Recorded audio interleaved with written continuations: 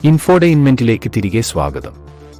മഹായുദ്ധം എന്നും അറിയപ്പെടുന്ന ഒന്നാം ലോകമഹായുദ്ധം പൊട്ടിപ്പുറപ്പെട്ടതിന്റെ പ്രധാന 7 കാരണങ്ങൾ ഞങ്ങൾ ഇന്ന് തകർക്കുകയാണ്. ചരിത്രത്തിലെ ഏറ്റവും മാരകമായ സംഘട്ടനങ്ങളിലൊന്നിന് പിന്നിലെ പ്രധാന കാരണങ്ങളെക്കുറിച്ച് നമുക്ക് നോക്കാം. അത് ഏകദേശം 2 കോടി സാധാരണക്കാരും സൈനികരും മരിച്ചു. ആർച്ച് ഡ്യൂക്ക് ഫ്രാൻസ് ഫെർഡിനാൻഡിന്റെ കൊലപാതകം. ആസ്ട്രിയ-ഹംഗറിയിലെ ആർച്ച് ഡ്യൂക്ക് ഫ്രാൻസ് ഫെർഡിനാൻഡിനെ ജൂൺ 28, 1914 ബോസ്നിയൻ സെർബ് ദേശീയവാദിയായ ഗാവ്രിലോ പ്രിൻസിപ്പ് കൊലപ്പെടുത്തിയതാണ് ഉടനടി പ്രേരണ.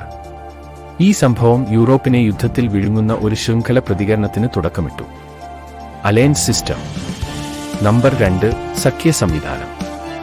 യൂറോപ്പ് 2 പ്രധാന സഖ്യങ്ങളായി വിഭജിക്കപ്പെട്ടു: triple entente France, Russia, United kingdom.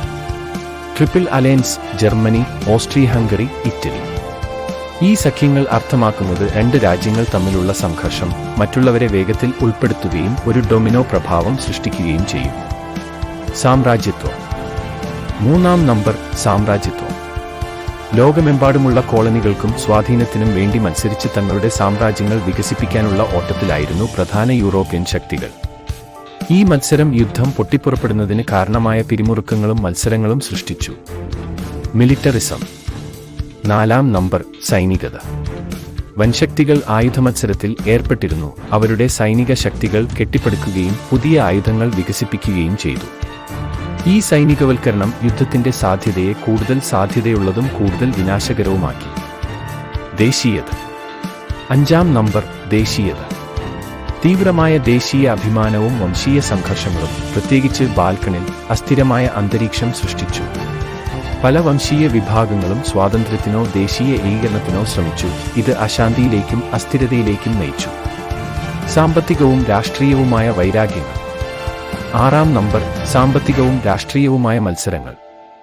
ജർമ്മനിയുടെ വർദ്ധിച്ചുവരുന്ന ശക്തി മറ്റ് രാജ്യങ്ങൾ, പ്രത്യേകിച്ച് ബ്രിട്ടനും ഫ്രാൻസും ഭീഷണിയായി കണ്ടു. ഇത് നിലവിലുള്ള പിരിമുറുക്കങ്ങൾ വർദ്ധിപ്പിക്കുകയും സംഘർഷത്തിന് പാകമായ അന്തരീക്ഷം സൃഷ്ടിക്കുകയും ചെയ്തു. ക്രൈസിസ് മാനേജ്മെന്റ് പരാജയങ്ങൾ. ഒടുവിൽ നമ്പർ 7. പ്രതിസന്ധി മാനേജ്മെന്റ് പരാജയങ്ങൾ. 1914 ജൂലൈ പ്രതിസന്ധിയുടെ സമയത്ത് നയതന്ത്രപരമായ പരാജയങ്ങളും തെറ്റായ ആശയവിനിമയങ്ങളും സ്ഥിതി കൂടുതൽ വഷളാക്കി. ആർച്ച് ഡ്യൂക്കിന്റെ കൊലപാതകത്തെ തുടർന്ന് നയതന്ത്രപരവും സൈനികവുമായ തീരുമാനങ്ങളുടെ ഒരു പരമ്പര സായുധ സേനയെ അണിനിരത്തുന്നതിലേക്കും യുദ്ധപ്രഖ്യാപനത്തിലേക്കും നയിച്ചു. ഈ 7 ഘടകങ്ങളും വളരെ അസ്ഥിരമായ സാഹചര്യം സൃഷ്ടിച്ചു. ആർച്ച് ഡ്യൂക്ക് ഫ്രാൻസ് ഫെർഡിനാൻഡിന്റെ കൊലപാതകം ഈ പൊടിക്കാറ്റ് ജ്വലിപ്പിച്ച തീപ്പൊരിയാണ്. ഇത് 1-ാം ലോകമഹായുദ്ധം പൊട്ടിപ്പുറപ്പെടുന്നതിന് കാരണമായി. സഖ്യ സമ്പ്രദായം ലോകമെമ്പാടുമുള്ള രാഷ്ട്രങ്ങളെ വേഗത്തിൽ സംഘർഷത്തിലേക്ക് ആകർഷിച്ചു.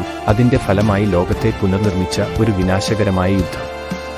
ഇൻഫോടെയിൻമെന്റ് കണ്ടതിന് നന്ദി.